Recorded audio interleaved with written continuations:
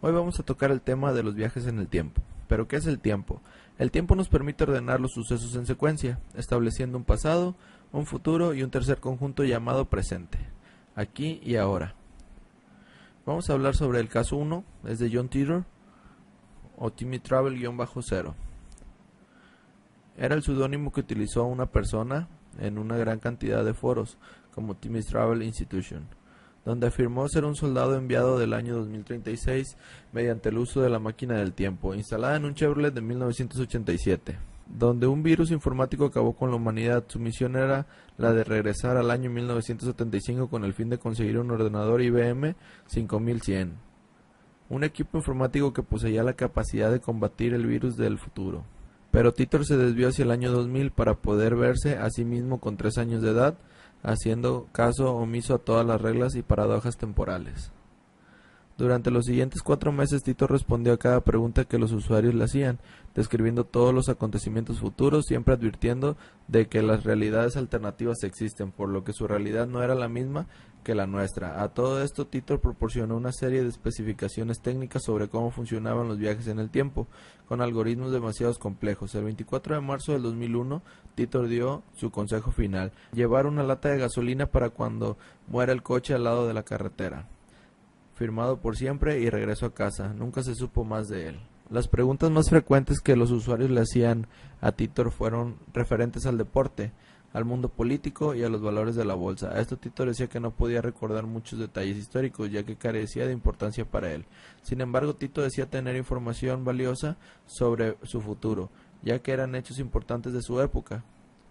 Según sus publicaciones, a finales del 2004, después de las elecciones presidenciales, habría disturbios civiles en los Estados Unidos, debido al cambio de orientación política. Además, habría un mayor control sobre los asuntos de Estado, a través de la policía y otros aparatos de orden público, y finalmente la supresión de algunos derechos constitucionales fundamentales. Los efectos se sentirían en primer momento sobre todo en las principales ciudades de las muchas de sus habitantes. Con el fin de escapar de la represión, huirían a los suburbios y luego a las zonas rurales. Según Titor, del 2006 al 2008, una especie de guerra civil tendría lugar entre las ciudades y las zonas rurales. Las ciudades estarían controladas por las Fuerzas Armadas estadounidenses y por la policía, mientras que en las zonas rurales se encargarían los equipos militares rurales. En el 2011, John Titor supuestamente habría formado parte de uno de estos grupos militares. En 2009 se eligió un nuevo presidente, pero no sería capaz de reparar todo el daño causado en los Estados Unidos. La tensión en el Oriente Medio se elevará debido a una inestabilidad política en los Estados Unidos. Con el apoyo de los países occidentales, Israel respondería con el uso de armas de destrucción masiva como las cabezas nucleares. Ya en marzo del 2005, Rusia, mediante sus aliados alemanes, darán paso a la Tercera Guerra Mundial, bombardeando las principales ciudades de Europa, Australia, China y Estados Unidos. 3 millones de personas morirían en el conflicto. El planeta se enfrentaría a un invierno nuclear, que no será del todo de proporciones catastróficas y por lo tanto permitirá que la humanidad continúe su existencia. Entonces un nuevo orden mundial se presentará con una forma mixta de sistemas federales de los Estados Unidos, el sistema europeo y el sistema australiano. Internet se actualizará y se acelerará, ya que se considera el principal medio de comunicación. El sistema de transporte se basará principalmente en ferrocarriles y será mucho más rápido. El virus del SIDA se erradicará y se producirá un progreso significativo en el tratamiento del cáncer, mientras que la enfermedad de las vacas locas será cada vez más común. Los seres humanos estarán sometidos a la manipulación genética y a los vuelos espaciales. Serán programados de nuevo, debido a la mentalidad rural dominante. La cultura religiosa va a florecer, el cristianismo sufrirá muchas escisiones y se subdividirá en muchas órdenes religiosas. La tolerancia racial aumentará, aunque no se superarán muchos perjuicios. También dijo que la capital de los Estados Unidos será Omaha, en el estado de Nebraska. Los Estados Unidos se dividirán en 5 zonas determinadas por su poder político y económico. En el 2020 se promulgará una nueva constitución que diferirá ligeramente de su predecesora.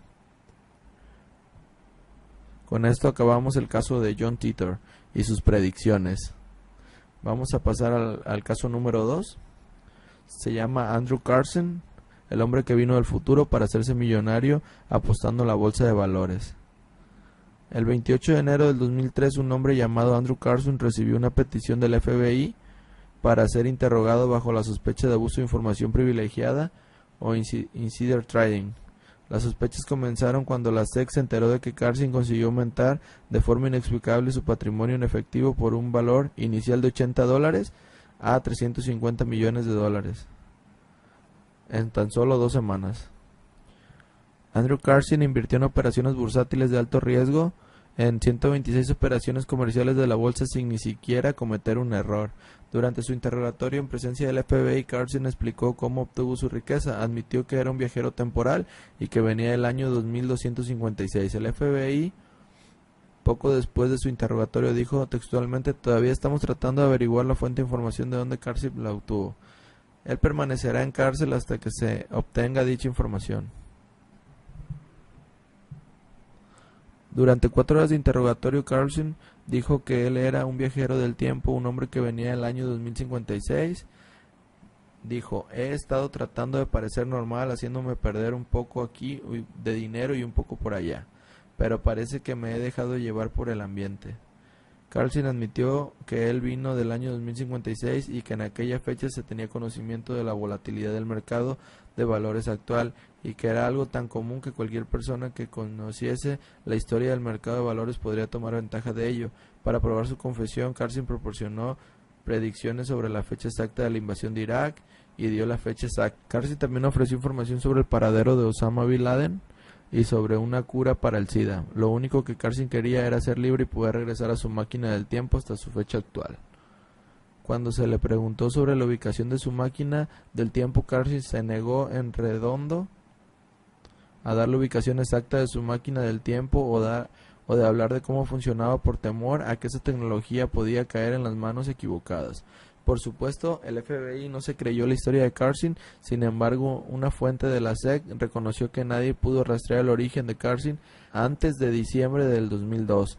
Es como si Carson nunca hubiera existido antes de esta fecha. Sin embargo, la historia no se detuvo allí. Las historias de Carson de repente desaparecieron de los medios de comunicación de la época y nunca fue mencionada de nuevo. Al igual, la existencia de Andrew Carson, ni ningún medio de comunicación cubrió de nuevo la noticia. La SEC y el FBI negaron poco después que llegasen a atrapar a Carson. Su abogado dijo que Carson debía reunirse con él para una audiencia en la corte el 2 de abril del 2003, pero Carson no se presentó a la cita judicial.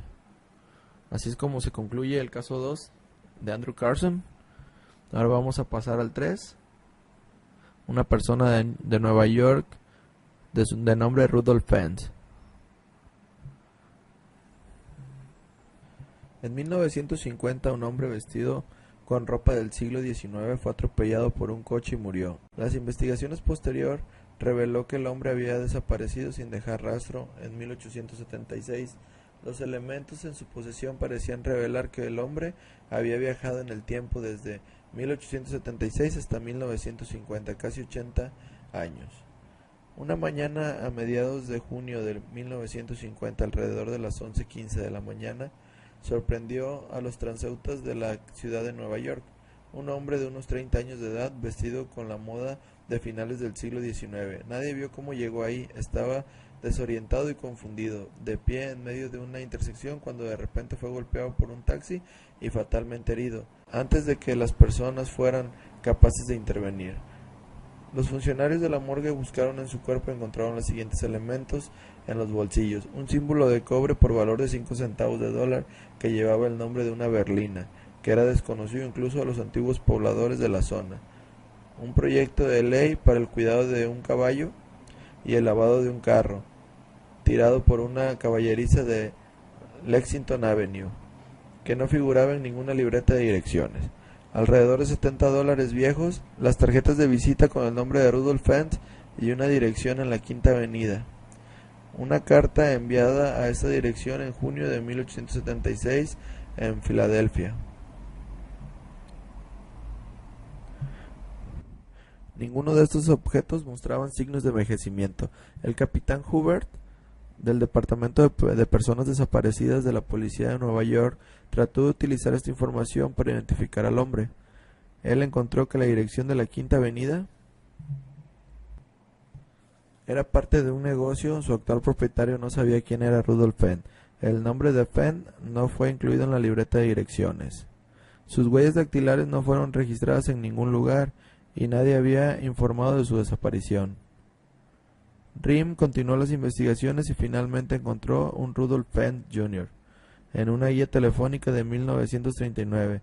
Riem se dirigió a los residentes del edificio del departamento en la dirección indicada que recordaba a Fenn y lo describieron como un hombre de unos 60 años que había trabajado cerca. Después de su retiro, se trasladó a un lugar desconocido en 1940. El capitán Riem se puso en contacto con el lugar en donde Fenn trabajó. Resultó ser un banco y le dijeron que había muerto hacía ya 5 años, pero que su viuda todavía estaba viva y que se encontraba en Florida. Riem logró localizarla y se enteró de que el padre de su marido había desaparecido en 1876. A la edad de 29 años, había dejado la casa para dar un paseo y nunca volvió. Todos los esfuerzos por localizarlo fueron en vanos y no quedó rastro. El capitán Riem comprobó los archivos de personas desaparecidas de aquella época y encontró el nombre de Rudolf Fenn. La descripción de su aspecto, edad y la ropa correspondían precisamente a la aparición del hombre no identificado muerto en Times Square, New York.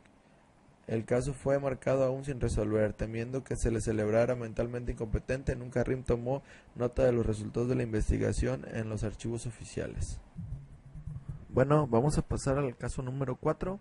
Este es un caso muy peculiar y hay mucha especulación sobre ello en internet y en varios foros. Pero bueno, somos libres de opinar y de creer lo que creamos correcto. En una película de 1938 se muestra tecnología del siglo XX. El 30 de marzo del 2012 fue publicado en YouTube un video donde se puede apreciar a una mujer hablando por un teléfono móvil moderno en 1938. El controvertido video se volvió rápidamente viral, ya que muchos afirmaban que la dama en el clip es un viajero del tiempo del siglo XXI. Ahora, el video vuelve a ser noticia debido a un comentarista identificado como Planet Check, quien afirma que la mujer del video es Gertrude Jones, bisabuela del comentarista. Ella tiene 17 años de edad, le pregunta acerca de este video y dice recordarlo con toda claridad. Ella dice que en el video fue grabado en el exterior de una fábrica de DuPont, en Massachusetts, que disponía de una sesión de telecomunicaciones en la fábrica. Ellos estaban experimentando con unos teléfonos inalámbricos. Gertrudes y otras 5 mujeres recibieron estos teléfonos inalámbricos para que los pusieran a prueba durante una semana. Gertrudes estaba hablando con uno de los científicos que sostenía otro teléfono inalámbrico a su derecha mientras caminaba, dijo el usuario identificado como Planet Check, pero muy en contra de lo pensado. El comentario ofrecido por Planet Check no ha convencido en absoluto, donde muchos usuarios han creído que se trata de una estrategia para ocultar lo evidente. Viajeros del tiempo o incluso experimentos tecnológicos a través del tiempo. Muchas personas afirman que el teléfono mostrado en el video es muy pequeño y que se trata sin duda de un dispositivo móvil moderno, ya que los teléfonos de principios de los 80 eran transportados mediante un maletín por su gran tamaño. La tecnología mostrada en el clip hace preguntarse ¿por qué los primeros teléfonos móviles eran mucho más grandes que el que apareció en el video? Bueno amigos, pues eso se los dejo a su criterio. Espero sus comentarios. Vamos a pasar al caso número 5. Es muy parecido al caso 4, pero este es un poco más antiguo. En el caso 5 se ve a una mujer hablando por teléfono en el año 1928 en un videoclip de Charles Chaplin.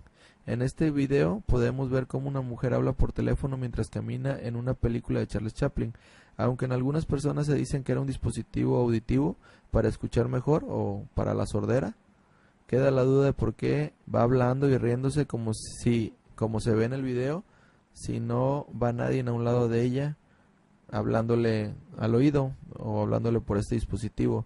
Otras personas afirman que esto se debe a que se están realizando experimentos de viajes en el tiempo, pero pues esto es a criterio y cada quien es libre de pensar lo que quiera. Espero yo sus comentarios de qué piensan ustedes y de qué caso les parece más interesantes. De mi parte es todo, espero que les guste el video y lo compartan. Gracias.